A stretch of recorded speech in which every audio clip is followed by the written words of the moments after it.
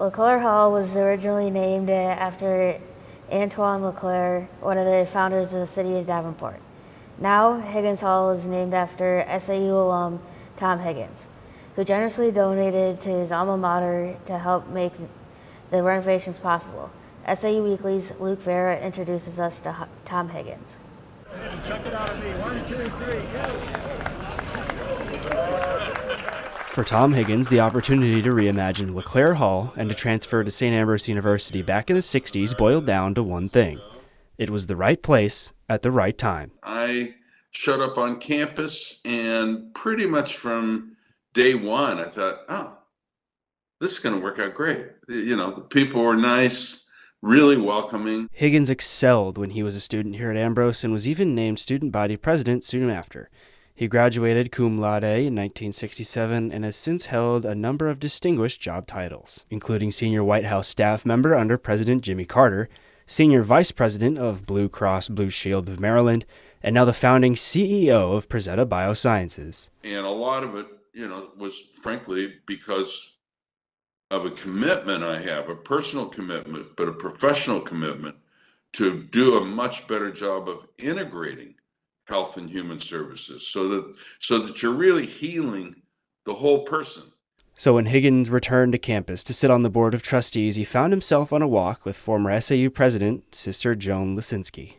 We walked by what was then LeClaire, and I said to her, I turned to her and I said, I'd really like to be a part of making this an opportunity instead of what it was then. At that time, Higgins had played a role in the creation of SAU's Institute for Person-Centered Care and the public health and social work programs. All of these were located off campus. Finding a place where you can put all of these programs, public health, social work, person-centered care, and others, I thought this place was ideal.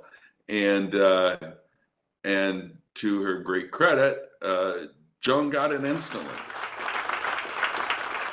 And current president Amy Novak shared that vision with an even higher goal in mind. She said it really has to be thought of as a center for innovation around human-centered design. And as soon as she said it, it just registered with me. It's like, yeah, that's right.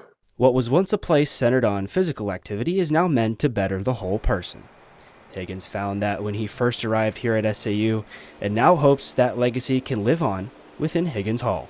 So obviously it meant a lot. At the end of the day, it was about the people. It's always about the people.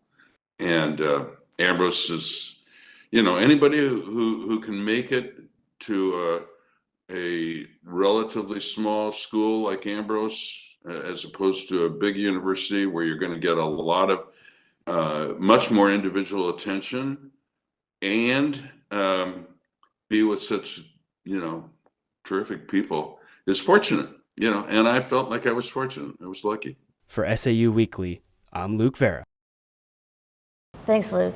Although Higgins has yet to see the completed building in person, he says he's looking forward to doing so at the dedication ceremony. The St. Ambrose community is encouraged to take a tour and celebrate the new space on Saturday, April 13th. To RSVP, email events@sau.edu.